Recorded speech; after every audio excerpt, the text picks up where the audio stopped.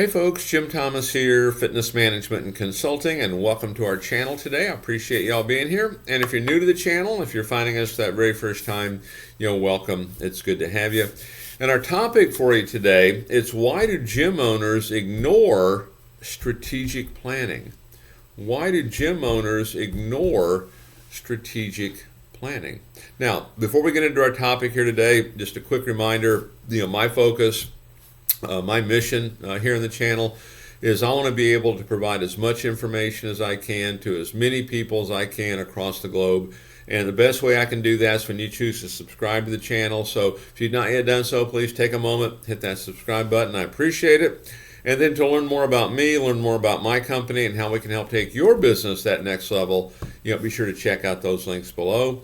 And for you folks who are looking to open a new gym, you need funding, you have an existing operation, you need funding, we can help with funding for up to $400,000 in funding. It's unsecured, there's no restrictions on use, minimum credit score of 680 or better in all three credit bureaus, Equifax, Experian, TransUnion, and minimum income of $50,000 per year, each of the two previous years. Check the links below, financing and funding. You have several different options, for your particular unique situation, because everyone's going to be a little bit different. So be sure to check those out. If you have any questions on it, feel free to drop me an email. Happy to do a bit of a deep dive into it to give you more of an understanding of how the programs work. But we can definitely help you. There is a program for everybody if you want to get funding.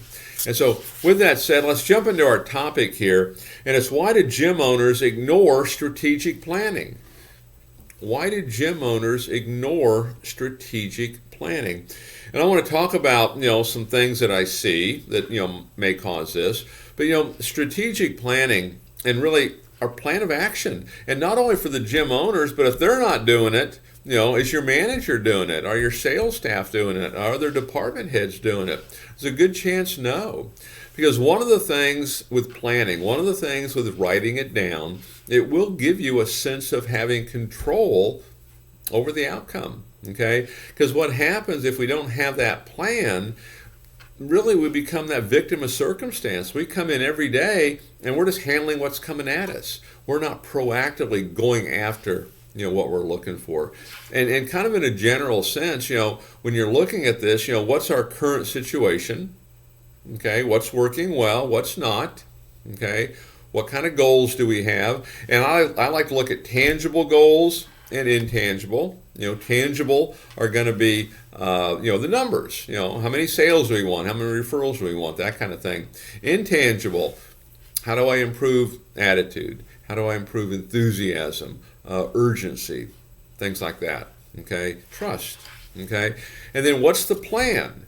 What's the plan to accomplish that goal? What's the plan to accomplish the tangible goal? What's the plan to accomplish the intangible goal? And then the next category I like to see on there is roadblocks and setbacks. What are some potential roadblocks and setbacks? Depending on where you're at, you could have weather issues. Okay, you could have staffing issues. New competitor could come in. World events. There could be a lot of things. That could be roadblocks and setbacks. And if those things happen, what are we going to do? Because hitting the numbers is not optional, or at least it shouldn't be.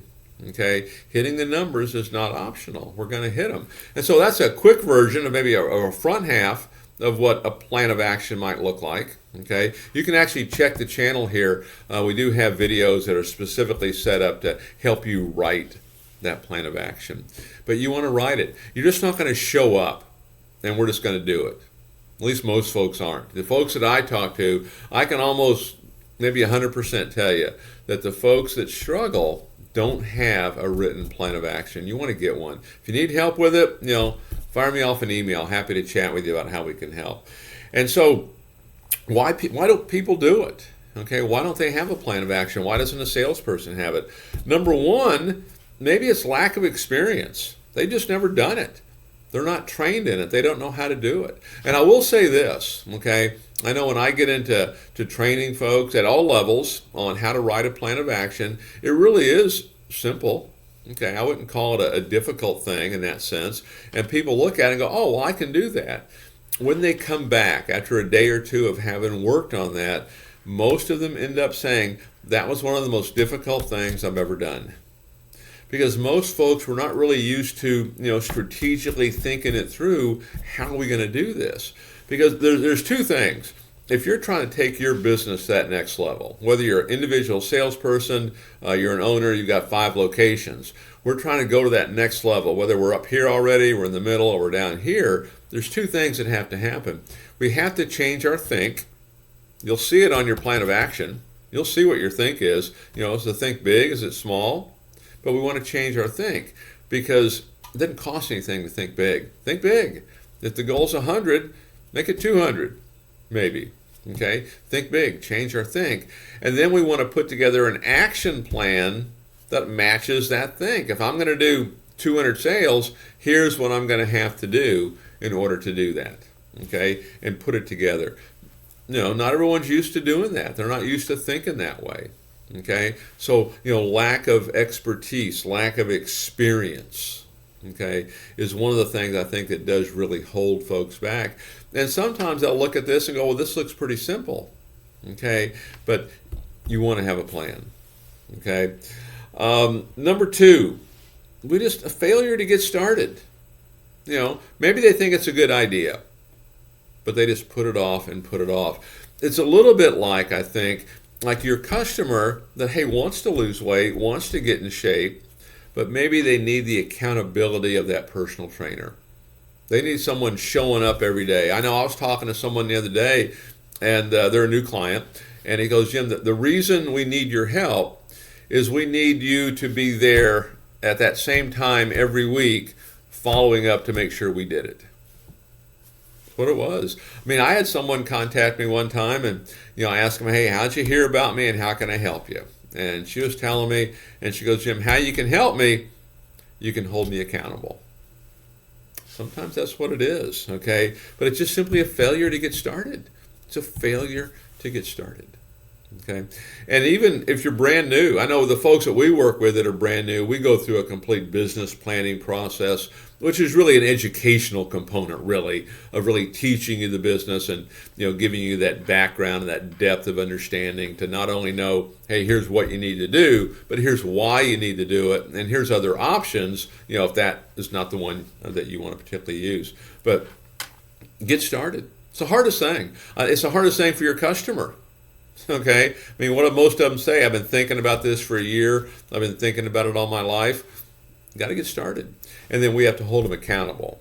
So that's the other thing that I see. And then number 3 on my list, I call this success apathy. Success apathy. It's complacency, right? And so a lot of folks, maybe they're doing this.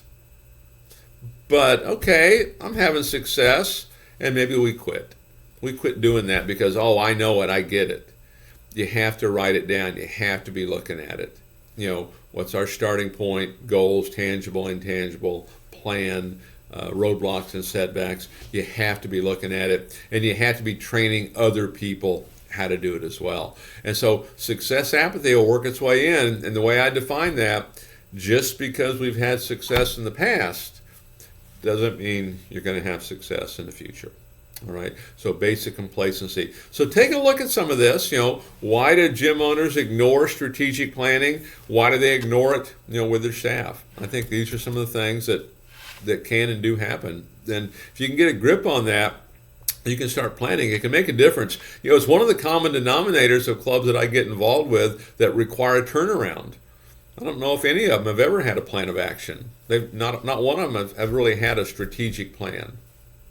Okay, it's one of the common things of clubs that struggle. So if you can look at this, again, check the channel. We have other videos on how to write this. This can make a significant difference for you. But also, just based on what people tell me, Jim, that was one of the hardest things I ever did, because we're kind of thinking it through, okay, instead of just handling what comes to us.